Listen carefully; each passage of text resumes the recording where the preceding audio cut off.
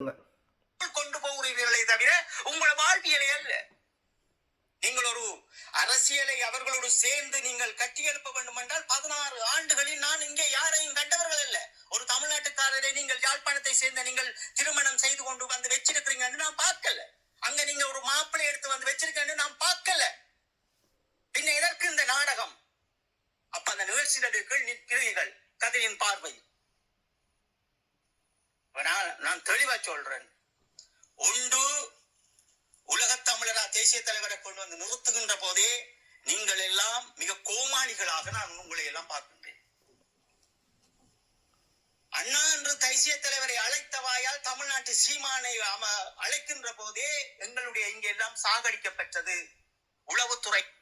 கதிரண்ணா நிம்மதியக்காவோட வாழ்ந்து கொண்டு அந்த குடும்பத்தோடு வாழ்ந்து கொண்டு இருக்க நான் அவர்களை பார்க்கும்போது அவர்கள் எப்படி இறுதி பொருள் நின்றவர்கள் எப்படி சிதைஞ்சு போயிருக்கிறார்கள், இந்த அஞ்சலி செலுத்துகிறவர்கள் எப்படி துள்ளி குதித்து ஓடி திரிகிறார்கள் என்றதையும் வந்து நீங்கள் பாருங்கள்.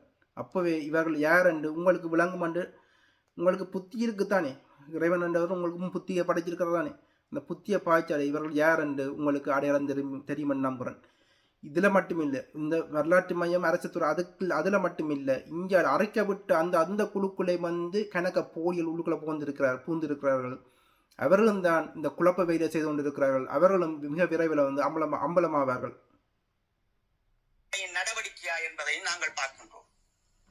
ஒரு களமுனையில் நின்ற போராளிகளை சாகவில்லை, நீங்கள் இறையை குப்பி கடிக்கவில்லை என்று சொல்லுகின்ற உங்களுடைய மாண்பை பார்த்து நாங்கள் வியந்து நிற்கின்றோம். உங்களுக்காகவா நாங்கள் எல்லாம் எங்களுடைய வாழ்க்கை காலத்தை தியாகம் செய்தோம் என்று. உங்களை நாங்கள் இழுத்தவர்கள் கிடையாது. ஆனால் எங்களுடைய அண்ணாவினுடைய வளர்ப்பில் களமுனையில் நின்று கால்களையும் கைகளையும் இழந்த போராளிகள் பிச்சை எடுத்தார்கள். ஒரு குறிப்பிட்டவர்கள் வாருங்கள்,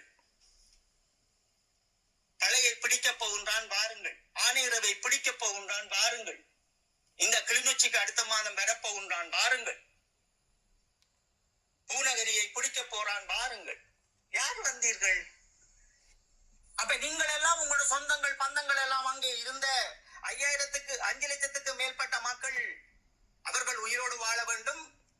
இந்த போரும் வாழ்வும் என்று இருந்த போராளிகள் இறுதியில் தங்களுடைய தலைமை படம் என்ன செய்தது என்று திக்குமுக்காடிய அந்த நிமிடங்களில் அவர்கள் எடுத்த முடிவெல்லாம் என்று உங்களுக்கு தப்பாக இருக்கிறது. அவர்களை விமர்சிக்கிறீர்கள். நான் எனக்காக